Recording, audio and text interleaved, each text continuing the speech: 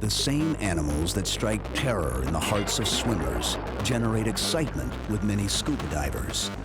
In an ironic twist, divers deliberately seek face-to-face encounters with some of the ocean's most dangerous predators, sharks.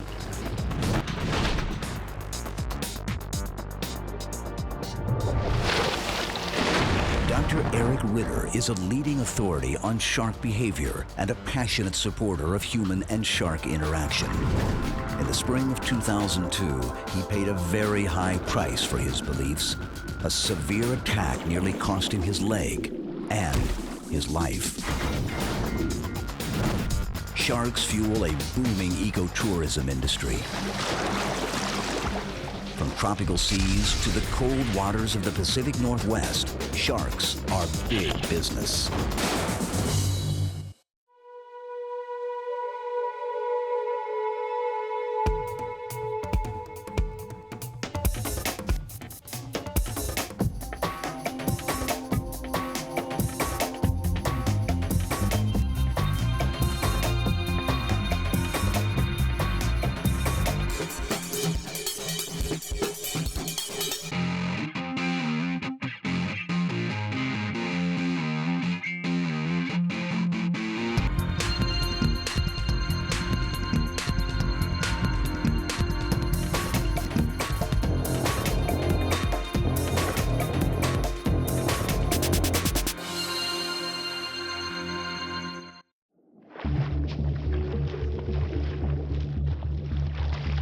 A shark feeding frenzy. A fascinating and frightening spectacle. Dozens of predators slash and tear at their prey with razor-sharp teeth. But this exciting display is not a random act in nature's grand design. It's a carefully choreographed event staged for the benefit of scuba divers.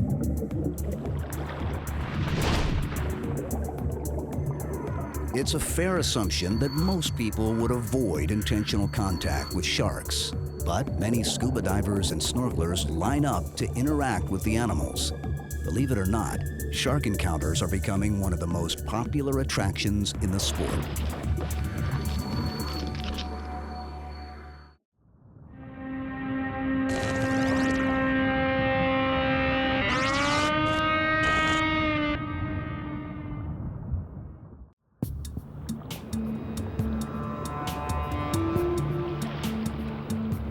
Of all the sharks, one towers above the rest in our collective imaginations: the great white.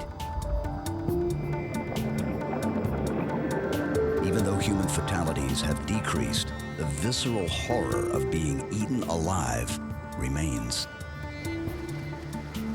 Since the dawn of time, people have been terrified of sharks. But in a deeply primitive sense, we admire them. We're transfixed by predators that can kill us. This fascination is the inspiration for the holy grail of shark dives.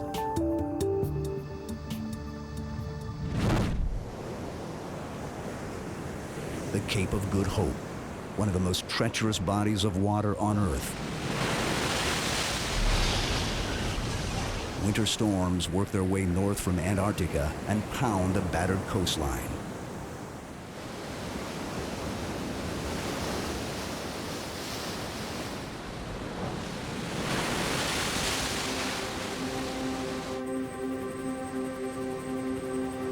Windswept shores provide refuge for tens of thousands of South African fur seals.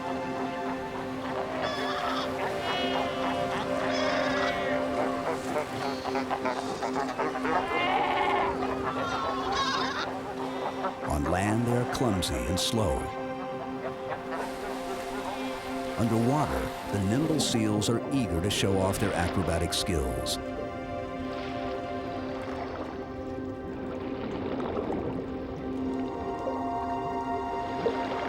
These seas are not safe for even the most agile pinniped.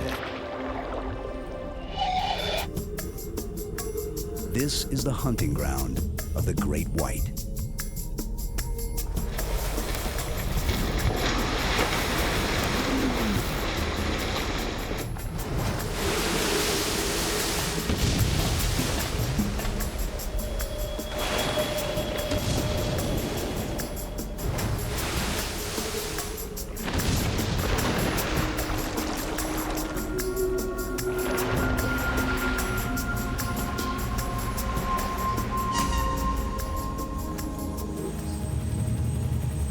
South African fishing village of Gansbaai, great whites fuel a burgeoning dive tourism industry.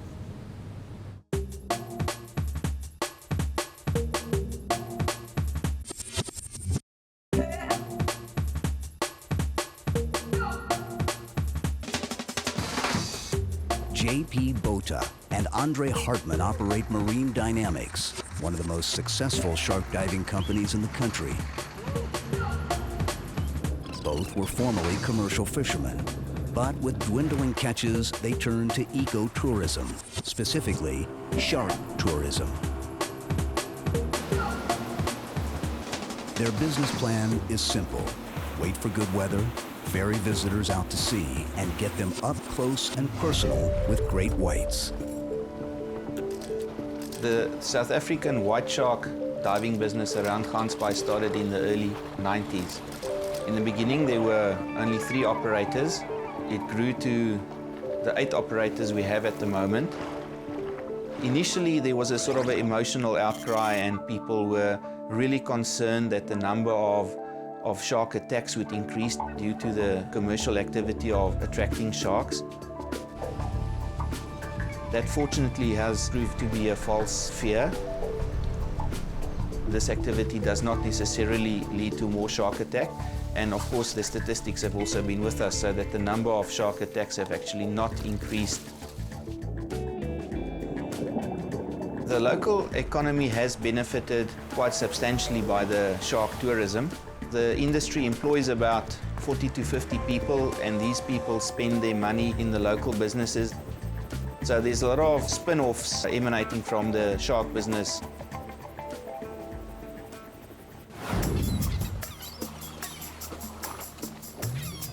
To attract the sharks, Andre Hartman first chums the water with a pungent combination of blood and fish remains.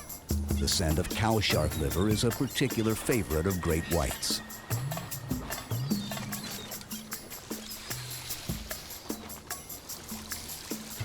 Coaxing them to the stern, Andre demonstrates an unusual phenomenon.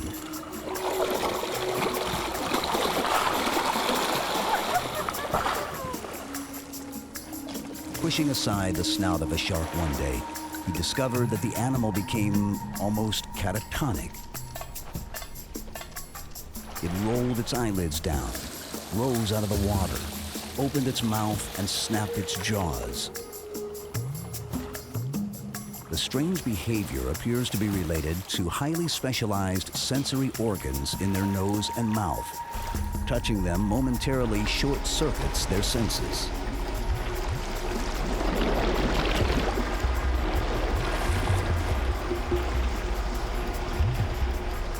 Most customers view sharks from the safe confines of a boat or from a protective cage, but a few brave souls pay extra for the privilege of venturing into the water without the security of steel bars.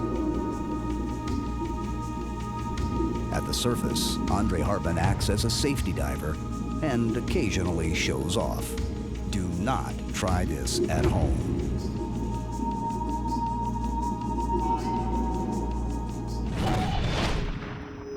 On the sea floor, a cautious Hartman scents the water with fish blood.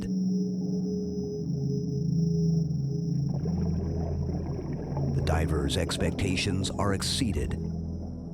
A 15-foot white shark appears like a ghostly apparition.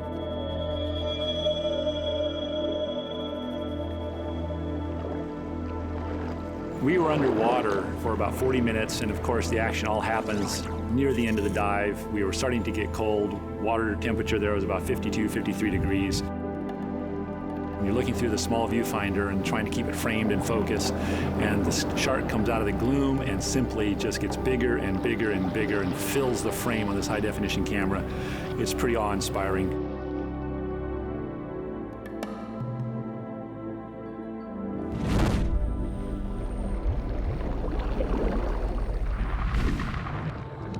That shark swam right around us a couple times, looked at us, examined us, then made a pass across the bottom and right at the camera. Sharks don't have fingers and hands to test things with, so what they have to do is bite something. Unfortunately, because of their enormous size and tremendous strength, when they bite something, even though they're just sampling it and you really couldn't consider that a shark attack, it doesn't make much difference to the person that's been sampled. It still hurts.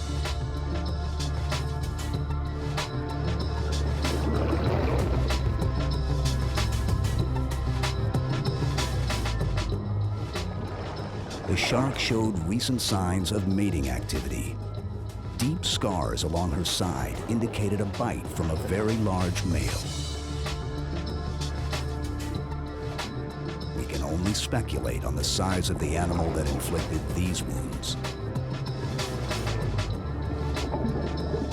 It seems like the more time I spend in the water with sharks, the more I realize that when you look into their eyes as they swim by you, and eye contact is very important with wildlife, there's someone in there. It's not just a stupid animal swimming by. Sharks are not maniacal or dangerous man-eating machines that are swimming around looking for humans to eat. They're really not.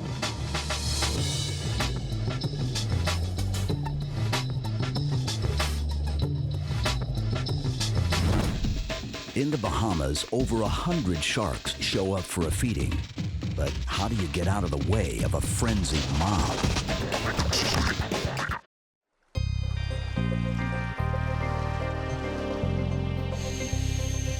At the northernmost tip of the Bahamas, 100 miles east of the Florida coast, lies Walker's Key. The island is a renowned sport fishing destination and hosts thousands of visitors each year. Seizing on the availability of leftover fish parts, shark diving pioneer Gary Atkinson found a novel means of recycling normally discarded carcasses. We're a premier fishing destination. Subsequently, as the fish would come into our fish cleaning room, we save those carcasses. We recycle those fish heads and carcasses back into the environment. One day my staff came up to me and said, Gary, when we go down to dump the carcasses at the end of the runway, the sharks hear the trucks coming and they gather. Well, I took a look at this and was astounded by it, and I thought, well, it'd be a natural progression then to relocate it out to the reef, and subsequently that's what we did. We started saving the carcasses, packing them, created the chumsicle. Basically, with the chumsicle, it's carcass feeding, which is very natural for this predator. So we wanted to present it to him in as natural a form as possible that he would understand. And in no way then would it also connect it to us as the diver, that we were going to be just viewed as another predator down there on the dive who showed up for the same reason they did. And that's why we can do the dive as safely as we do it, and why we've never had a single incident of agonistic display in 11 years. Probably 35,000 people have done this experience, including children as young as 4 years old, having animals within just a few feet of them.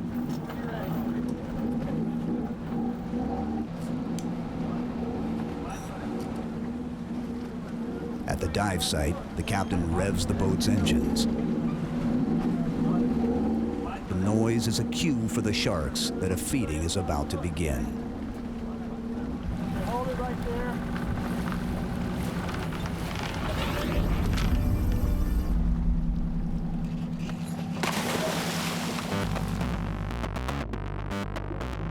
As the frozen block of bait sinks, only a few sharks appear to be interested.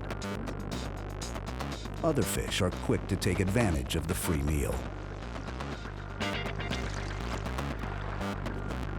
Once thought to be set off by a single drop of blood, the infamous feeding frenzy may instead be incited by several different stimuli. The vibrations and head shaking of the first fish to feed, the scent trail, and the visual commotion all combine to excite the sharks.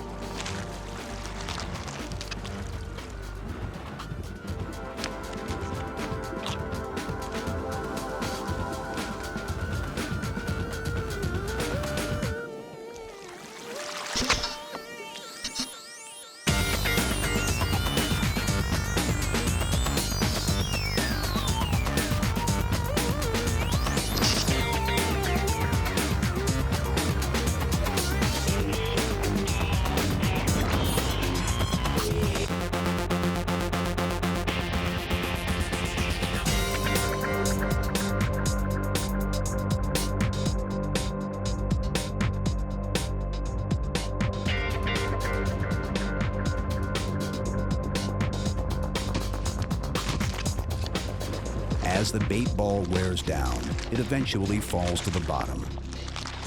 The sharks then fight for the remaining morsels of food.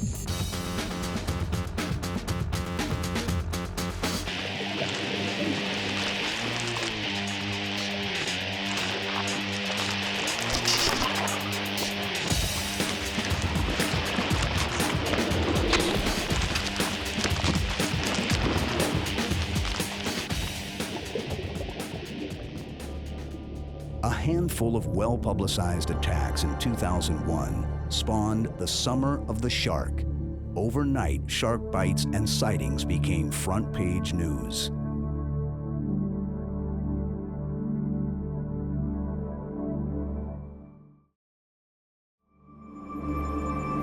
Lost in the hype was the fact that there were far fewer attacks that year than the previous year. Worldwide, only 4 deaths were attributed to sharks in 2001. The Summer of the Shark dramatically changed public perception, taking it several steps backward to the old Jaws mentality of the 70s. The past quarter century since that landmark film has not been kind to sharks. Virtually all species have seen population declines of between 50 and 90%. The strain on their numbers comes primarily from overfishing. Federal regulations restrict shark fishing in U.S. waters, but the animals are targeted relentlessly in much of the world. Their cartilage is still considered a cancer treatment, and Asian demand for shark fin soup supports a wasteful finning industry.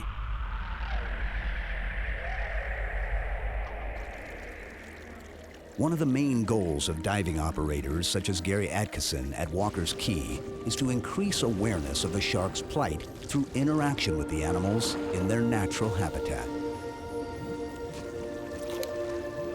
I think it's so vitally important that people learn as much as they can about an animal that is really misunderstood. In doing this experience and trying to educate people and hopefully stop the slaughter of these sharks, I feel that what we do is significant. The reason we do what we do is it's a myth exploder. People suddenly realize that, gee whiz, I'm down here with 100 animals and I'm safe and they could care less that I'm here. And they walk away with a whole different, rich experience than they ever thought they'd get when they first arrived here. That's the seed you're planting out there, because they're going to tell other people. Sharks have a bad rap as it is anyway, and I feel like our job here is to let people know that they're not the bad guy people have made them out to be.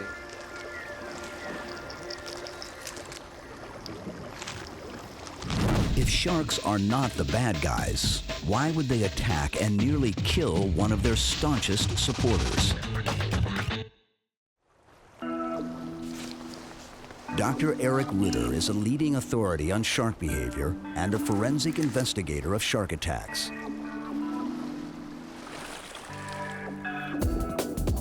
Ritter has been instrumental in helping to change the popular perception of sharks as terrors of the sea to a vital species which deserves protection.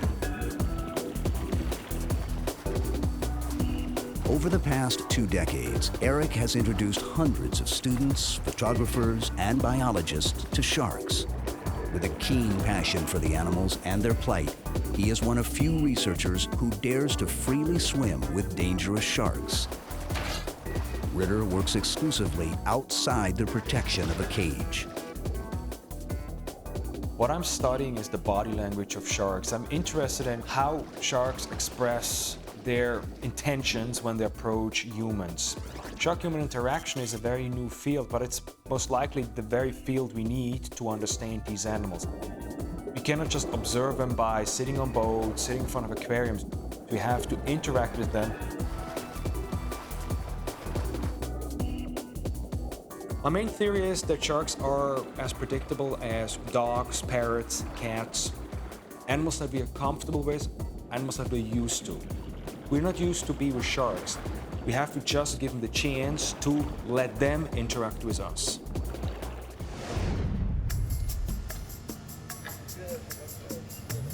In a unique experiment at Walker's Key, Gary Atkinson and Dr. Ritter attract a handful of large sharks to shallow water.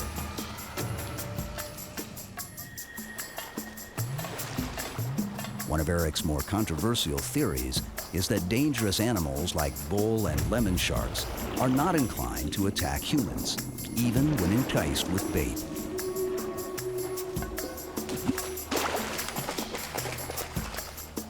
He believes attacks are caused by curiosity or mistaken identity and should be referred to more appropriately as shark accidents.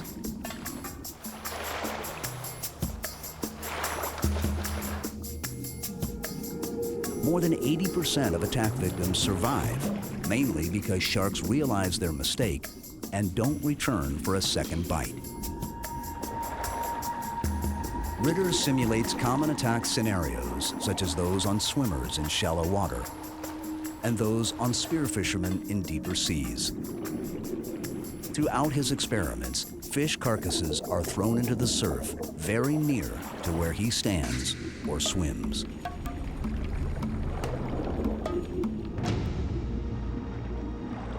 The most often seen accident scenario we have is through exploratory behavior, meaning the animal sees us, not us as a human being, but us as an object. Several factors come together, for example, sound, smell, motion of the object. Sharks, per se, are very curious animals. They have a very high level of hesitance. But if their curiosity takes over, at the end they may grab an object just to get a final idea of what the object could be, because nothing they sense is conclusive. So that's why in very rare cases they still grab the object. In the spring of 2002, after nearly 2 decades and over 1,000 dives with dangerous sharks, Eric's luck finally ran out. He was severely bitten on the leg by a bull shark.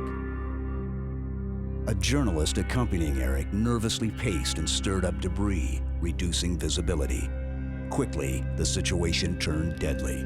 A large female bull shark was cornered between the two and lashed out at Eric.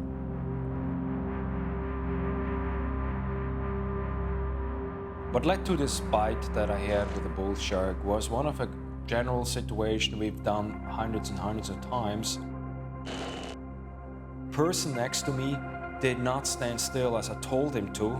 He walked back and forth. And so by walking back and forth, he stirred up a lot of sand. And so we lowered the visibility. So it was us who created the situation, not the animals.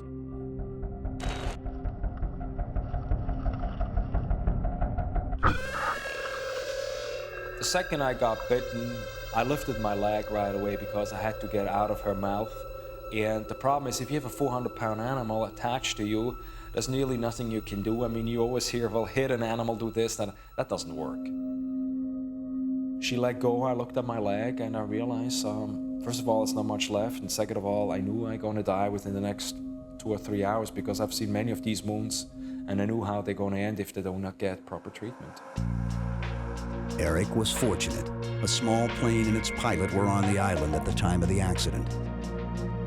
Within 30 minutes of the bite, he was on his way to West Palm Beach, where a team of doctors was waiting. He nearly died due to an enormous loss of blood. Once stabilized, it appeared that he would lose his leg, but skilled surgeons miraculously managed to save it. Months of rehabilitation and a determined will spurred an amazing recovery. Additional reconstructive surgeries and skin grafts helped to restore use of his leg.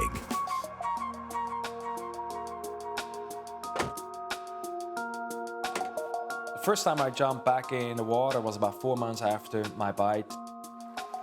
The wound healed so far that I could be in the water 15, 20 minutes. So the first opportunity I had, I jumped right back in at the very spot where I got bitten. I want that everybody sees these animals the way I see them. I want them to see the animal through my eyes.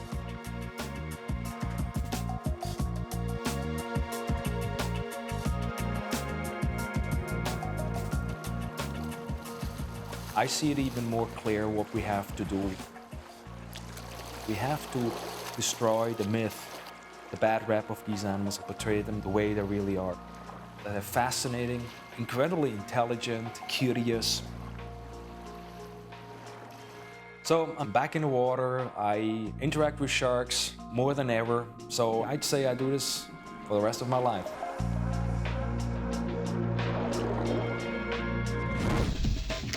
What is the fastest growing and most popular attraction for scuba diving tourists?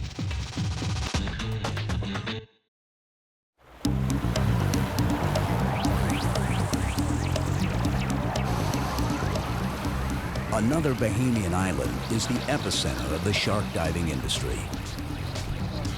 At New Providence, half a dozen scuba operations rely on sharks as a main attraction for diving tourists. As for the sharks, what we don't want you guys doing is swimming with your hands, okay? These sharks are attracted to movement more than the blood in the water. Unlike the bait ball style of feeding at Walker's Key, sharks here are fed by hand or with a steel pole.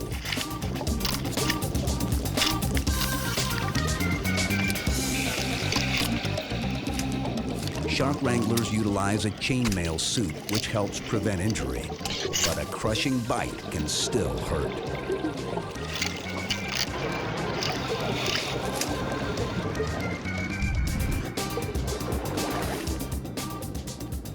The difficult part initially is to keep the ravenous animals away from the bait. Like pigs at the trough, they jostle for position.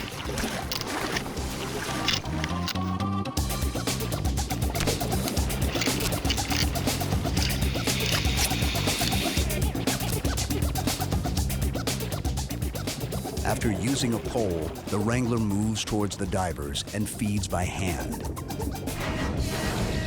For the customers, this close-up action is a thrilling introduction to sharks.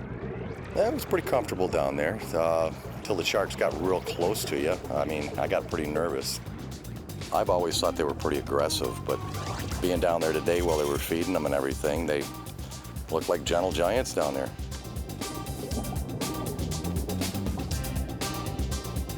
This dive was really, really good. Never been so close to sharks. Other divers have seen them in the blue in the distance, but never so close up. It was almost like he was roughhousing dogs. Whenever a couple of sharks would come up to him and he would just push their snoot away or whatnot, he'd grab a hold of them and roughhouse them or pet them, so it was pretty neat. The first thing this morning, we never would have known that we were going to be shark diving today, that's for sure. We just happened to run across it and it sounded like a cool thing to do, so we said, let's go shark diving. It was just a fantastic experience. From an economic standpoint, shark feeding I'm very much in favor of. Some people don't approve of shark feeding. They feel that we've changed the behavior of sharks. Yes, to a certain degree we have. Taken this area, we've probably changed the behavior of about 100 sharks, slightly. But they're still in their own environment. They generate a lot of income for the Bahamas, and those same sharks generate revenue year in, year out. Shark feeding is definitely becoming more popular, and it definitely does contribute towards the conservation of sharks. These people who would have otherwise viewed them as dangerous man-eaters and not cared about them, once they've been on a feed, they've seen them feeding, they're seeing they're not these vicious creatures, they're far more inclined to support conservation issues.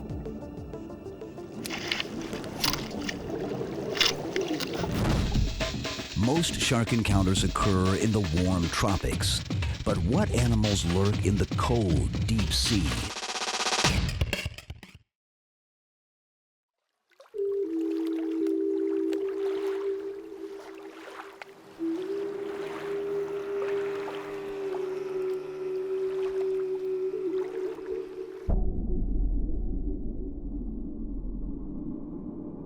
Shark diving is not confined to the tropics or to shallow temperate waters.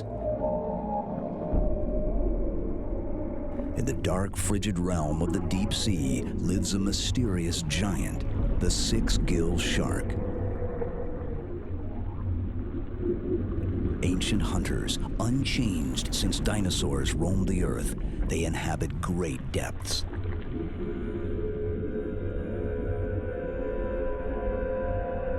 These living fossils can attain a length of over 20 feet.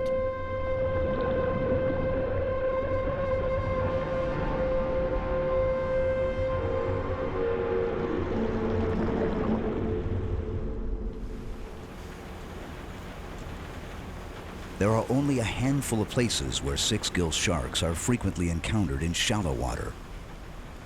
Washington State's Puget Sound and the Pacific coast of Canada. One of the best places to photograph and study the sharks at scuba diving depths is British Columbia's Hornby Island.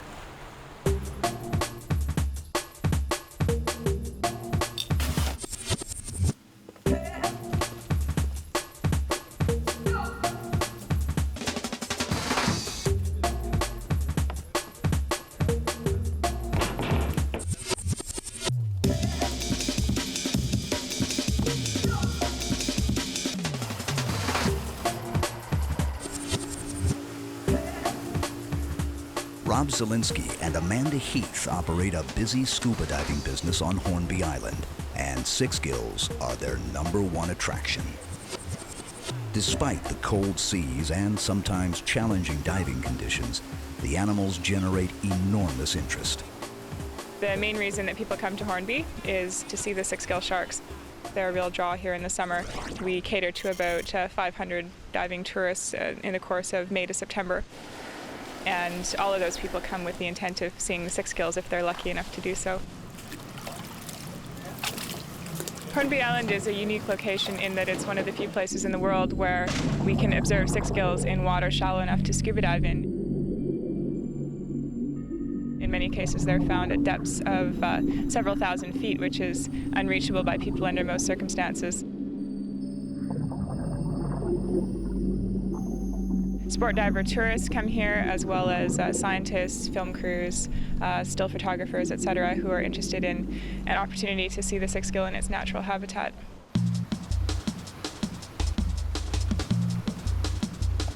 Researcher Dr. Robert Dunbrack of Newfoundland's Memorial University searches for clues to the behavior and biology of these enigmatic sharks. Each summer aboard his research vessel, the Stalvik, Dunbrack travels to tiny Flora Islet off the coast of Hornby Island. Sixgills and their unusual habits pose many intriguing questions, but simply finding the elusive animals is the first of many challenges.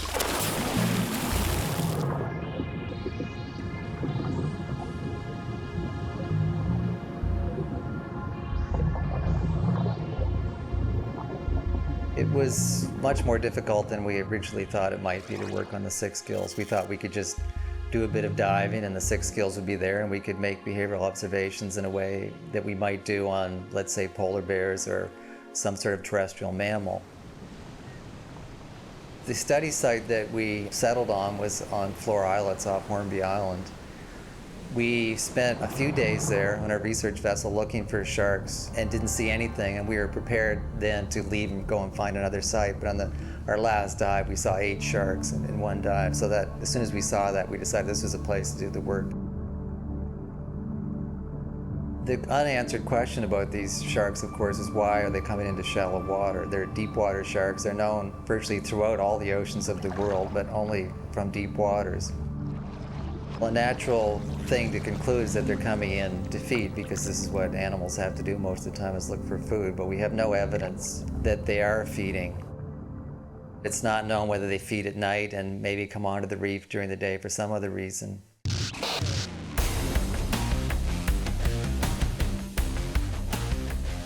Dunbrack quickly realized that direct observation of the animals was very difficult.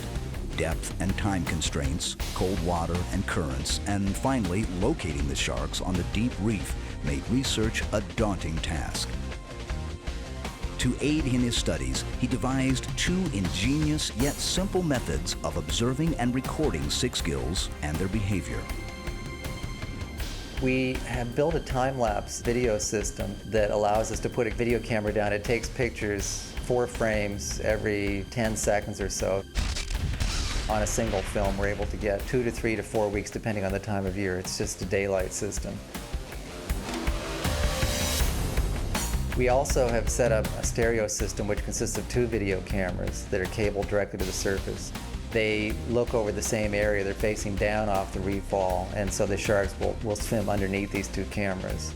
And based on the geometry of the cameras, we can actually get measurements, direct measurements of the size of the sharks as they pass underneath, and also their swimming speed, which we can use for metabolic studies.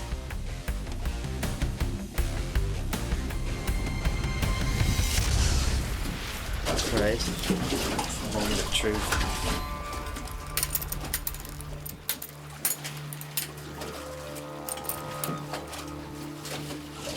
It's dry.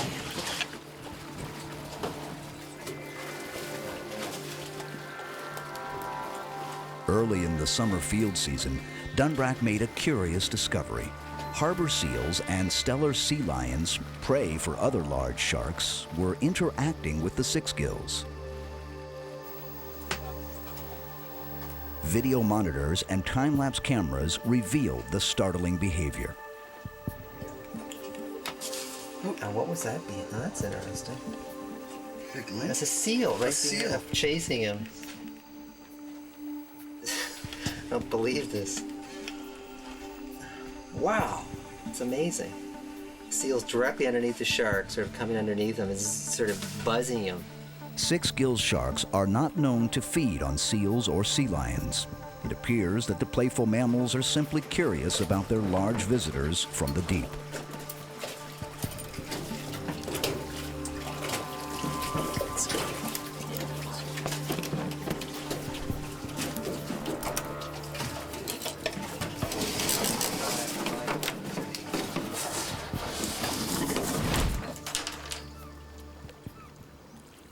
In recent years, fossil remains of prehistoric relatives of sixgill sharks have been discovered on Hornby Island.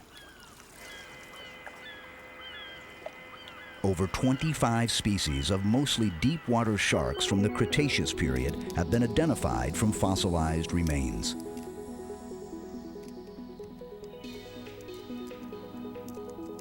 Fossil shark teeth are very common, but they're usually attributed to shallow water species.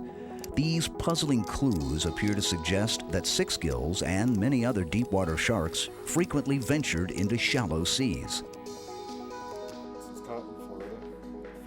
Within a stone's throw of the site where we were watching these sharks swim around, there were fossils of the sharks that had been there over 65 million years ago.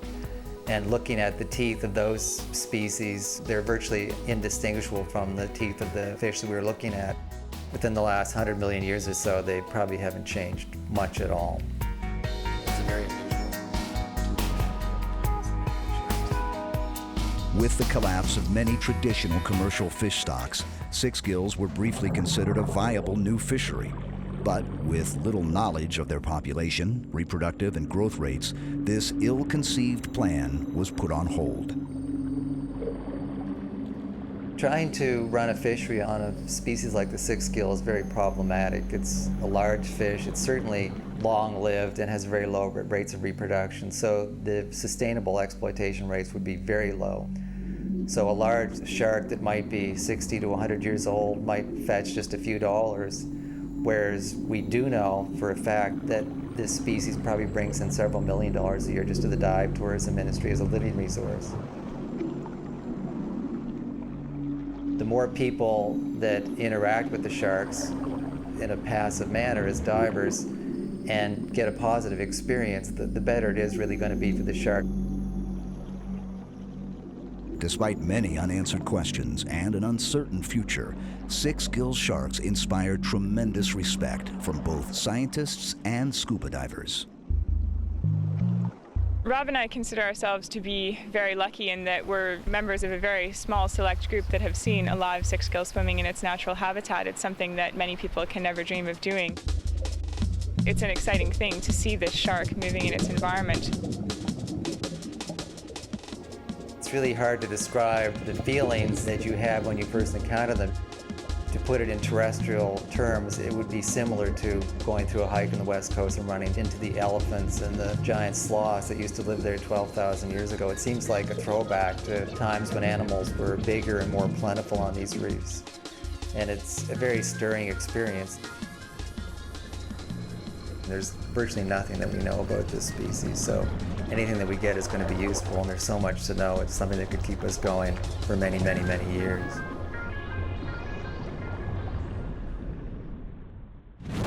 Many of us don't scuba dive or even snorkel. What better way to satiate our curiosity than to view sharks through 6 inches of glass?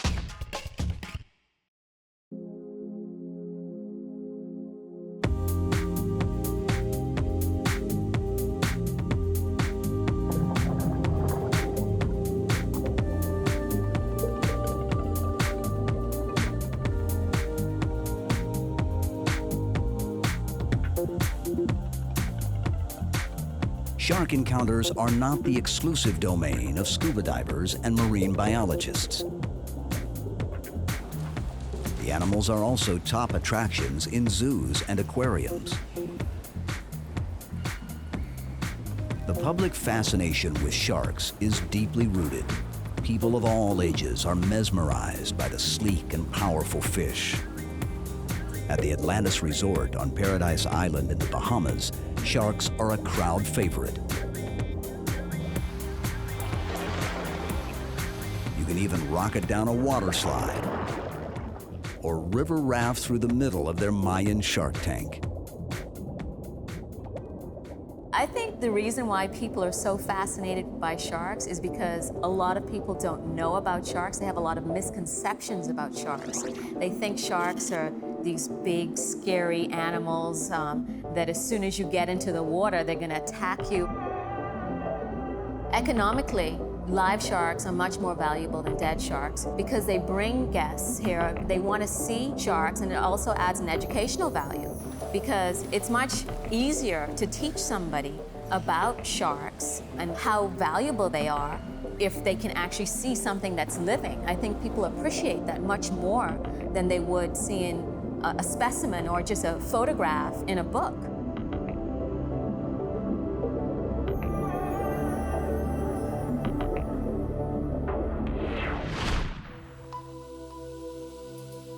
A rash of shark attacks in Florida and Hawaii led state authorities there to ban the practice of baiting sharks.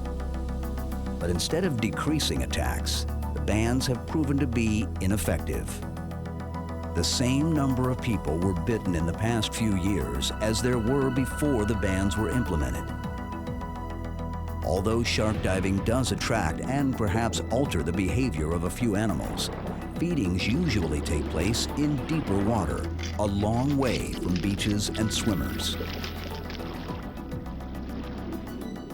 Dr. Eric Ritter and others believe that shark baiting and chumming is a potential factor in attacks, but not because of scuba divers. I would say about 80 to 90% are caused by sport fishing. What they create is a very hazardous situation around themselves by chumming the water, by hooking fish. Sharks pick it up. You have people in the water frolicking. Until we find a way to reduce some of the sport fishing habits, we will always have the same number of shark bites on a yearly basis here in Florida. If the ban really would have done what they predicted, meaning no accidents anymore, then at least it would be safer, but we still have the same accident rate each year. I definitely feel that organized shark feeding, done properly, is safe.